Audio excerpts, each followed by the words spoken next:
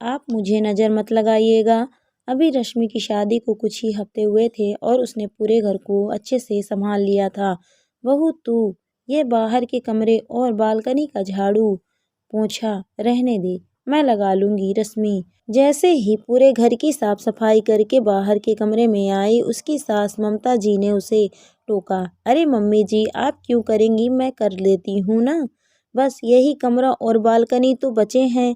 आप यहाँ कुछ काम कर रही थी इसीलिए मैंने आपको डिस्टर्ब नहीं किया। रश्मि बोली, तू अंदर जाकर कपड़े धो ले, तब तक मैं यहाँ बाहर का झाड़ू पोंछा कर लेती हूँ। ममता जी ने रश्मि के हाथ से झाड़ू लेते हुए कहा। कुछ मिनट लगेंगे मम्मी जी, फिर कपड़े भी धो लूँगी। लाइए मैं लगा लेती हूँ। रश्मि ने कहा। नहीं नहीं, मेरी प्यारी बहू को लोगों की नज़र लग जाएगी, तू अंदर काम देख ले, ममता जी ने बड़े प्यार से कहा। रश्मि की शादी हुए अभी कुछ ही दिन हुए थे। ससुराल में सास ससुर और ननद थे। उसके ससुराल में सब काम हाथ से ही करना होता था, जबकि रश्मि के मायके में यह सब काम करने के लिए काम वाले थे। फिर भी शादी के अगले दिन से ही रश्मि ने घर के कामों में सबकी मदद करनी शुरू कर दी थी। लाओ भाभी, बाहर बालकनी में मैं कपड़ा सुखा देती हूँ। रश्मि जैसे ही ढेर सारे कपड़े धोकर उठी, उसकी ननद सालू ने धुले हुए कपड़ों की बाल्टी लेने के लिए हाथ बढ़ाया। अरे दीदी, मैं सुखा दूंगी ना, बस हो ही गया है, आप कुछ और काम देख लीजिए। रश्मि बोली। नहीं भाभी, कपड़े मैं सुखा दूंगी, हमारी प्यारी भाभी को लोगों की नज़र लग जाएगी। आपको कुछ काम करना ही है ना, तो ठीक है, आप बर्तन मांज लीजिए, सालू ने बड़े प्यार से कहा।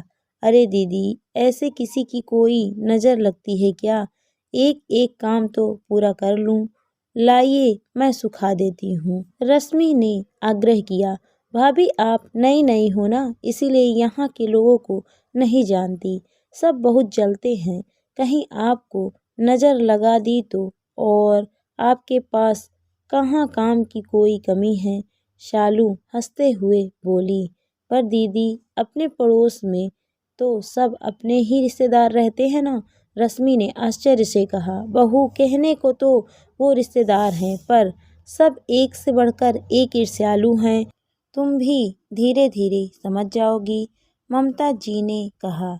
रश्मि ने चुपचाप सालू को धुले हुए कपड़ों की बाल्टी दे दी और खुद आंगन में झूठे बर्तन मांजने बैठ गई। इसी तरह दिन बीतने लगे। रश्मि अंदर के सब काम तो अकेले करती, और जब भी बाहर कुछ काम करने की नौबत आती तो कभी उसकी सास तो कभी ननद बड़े प्यार से नज़र लग जाएगी कहकर उसको वह काम करने से मना कर देती। उसने कई बार इस बारे में अपने पति राघव से बात करने की कोशिश की, पर हर बार वो हंसकर टाल देते थे। एक दिन दोपहर में रश्मि किचन का सारा काम निपटाकर पीछे आंगन में बर्तन मांज रही थी कि ममता जी ने उसे बुलाया। पड़ोस में रहने वाली कुछ महिलाएं मिलने आई थी। उसने उनके पैर छुए तो उन्होंने उसे ढेर सारा आशीर्वाद दिया और कहा, बैठो बहू रानी, लगता है तुम आराम कर रही थी और हम आ गए। नहीं चाची जी, मैं तो बस, रश्मि कुछ कहने गई कि बीच में ही ममता जी ने उसकी बात काटते हुए कहा। हाँ, अब रात को भी तो ठीक से नींद होती नहीं है ना इसकी, इसलिए दोपहर में सुला देती हूँ। ममता जी ने हंसते हुए आंख मिचकाई। बहू रानी जीजी तो तुम्हें अपनी पलकों पर बिठा कर रखती है, चाची सास बोली। जी, रश्मि ने आश्चर्य से अपनी सास की ओर देखा। वह आगे कुछ और कहती कि ममता जी बीच में बोल पड़ी। पूरी जिंदगी पड़ी है काम करने के लिए, अभी अभी तो ये आई है, कुछ दिन तो उसे खेलने खाने को मिले। सही कहा ममता, पर आजकल कौन सास अपनी बहू के बारे में इतना सोचती है। धन्य है तू रश्मि, तू तो बहुत किस्मत वाली है, ताई सास बोली।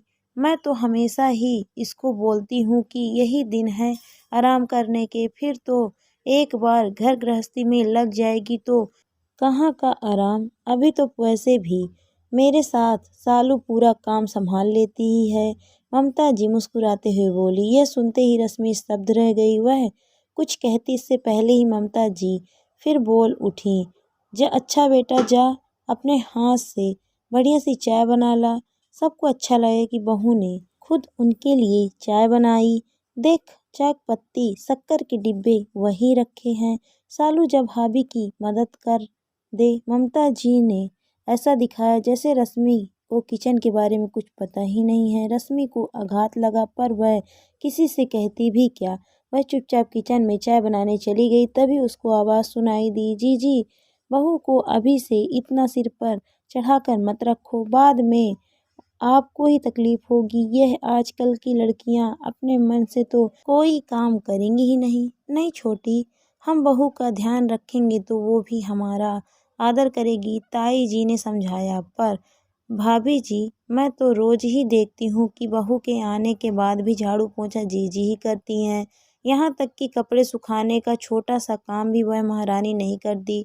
उनके घर के ठीक सामने रहती चाची सास बोली। यह सुनते ही रश्मि को लगा जैसे किसी ने उसके कानों में गरम गरम शीशा डाल दिया हो। उससे अब रहा नहीं गया। उसने सोचा अगर अभी उसने सबके सामने सच नहीं कहा तो फिर वह शायद कभी नहीं कह पाएगी। बहुत मुश्किल से अपने आप को संयत करके वह चाय लेकर मुस्कुराते हुए बाहर आई। लीजिए, चाय के साथ गर्मा गर्म पकौड़े भी लीजिए। ममता जी ने उसे गुस्से भरी नज़रों से देखा। अरे वाह, तुम तो बहुत होशियार हो बहू, चाय के साथ पकौड़े भी ले आई। ताई सास ने मुस्कुराते हुए कहा। हाँ, शालू ने बनाए होंगे। ममता जी से रहा नहीं गया। उन्हें शुरू से ही यह डर था कि संपन्न घर से आई रश्मि सबकी चहेती न बन बैठे, और यही होने जा रहा था। नहीं मम्मी जी, मैंने ही बनाए हैं, हमेशा की तरह। आपको मेरे हाथ के पकौड़े बहुत पसंद है ना, रश्मि ने अपने शब्दों पर जोर देते हुए कहा। अरे वाह, तब तो फिर खाने ही पड़ेंगे, चाची सास ने कहा, और जल्दी ही सारे पकौड़े खत्म हो गए। सच में बहुत ही स्वादिष्ट बने थे बहू, तेरे हाथ में तो जादू है, ताई सास ने तारीफ करते हुए कहा। धन्यवाद ताई जी, जब भी आपका मन हो आ जाइएगा, मैं और बना दूंगी, पर आप मुझे नज़र तो मत लगाइएगा, रश्मि ने मुस्कुराते हुए कहा। अरे बेटा, अपनों की भी कहीं नज़र लगती है भला, ताई जी ने यथासंभव सामान्य रहते हुए कहा। आप लोगों की गलती है ना ताई जी। क्यों मम्मी जी, मैं ठीक कह रही हूँ ना, रश्मि ने अर्थपूर्ण नज़रों से ममता जी की ओर देखा। ममता, तेरी बहू ये क्या बकवास कर रही है। ताई जी गुस्से से खड़ी हो गई। क्षमा कीजिए ताई जी, मेरा आशय आप लोगों को दुखी या अपमानित करने का नहीं था, पर जब से मैं शादी होकर आई हूँ तब से यही सुनती आई हूँ कि तू बाहर मत निकल, अंदर के ही काम कर, बाहर रिश्तेदारों की नज़र लग जाएगी। मैं पूरे घर का झाड़ू पोंछा, कपड़े बर्तन, खाना बनाना सब काम अकेले ही करती हूँ, बस बाहर आप लोगों के सामने नहीं। अब आप ही बताइए कि मैंने कुछ गलत कहा क्या। सुनकर सभी महिलाएं स्तब्ध रह गई और ममता जी ने सिर झुका लिया। ममता, मुझे बहुत दुख हुआ कि तुम हम लोगों के बारे में ऐसा सोचती हो।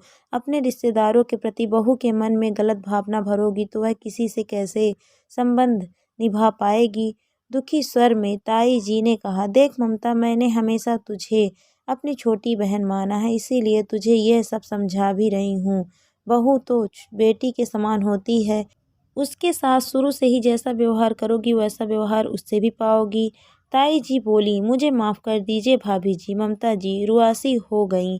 माफ़ी तुम्हें रश्मि से मांगनी चाहिए, और हाँ, हमें इतना सम्मान देने के लिए धन्यवाद, व्यंग से कहते हुए ताई जी एवं सभी महिलाएं चली गईं और ममता जी सिर झुकाए चुपचाप खड़ी रह गई। ममता जी ने रश्मि से माफ़ी मांगी। बेटा, मुझे माफ़ कर दे, मैंने अच्छा नहीं किया।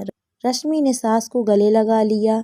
बोली, मम्मी बस अब सारे गिले शिकवे खत्म, अब हम सास बहू नहीं माँ बेटी बनकर रहेंगे। दोस्तों, कहानी आपको कैसी लगी कमेंट करके ज़रूर बताइए। कहानी अच्छी लगी तो वीडियो को लाइक शेयर करें। अगर आप मेरे चैनल पर नए हैं तो प्लीज़ मेरे चैनल को सब्सक्राइब भी करें। Thank you for watching my video.